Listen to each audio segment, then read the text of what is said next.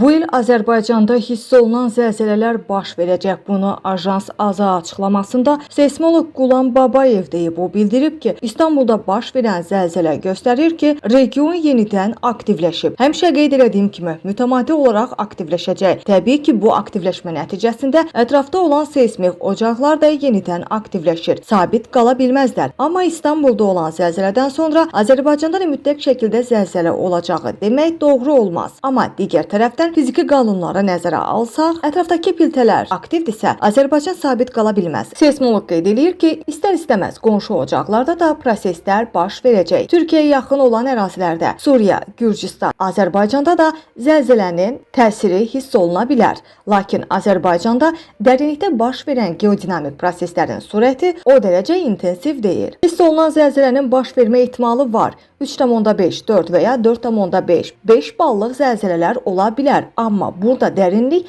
əsas faktordur. Bu il ərzində hiss olunan zəlzələlər qaçılmazdır. Çünki region aktivləşib deyə seysmoloq açıqlamasında bildirib.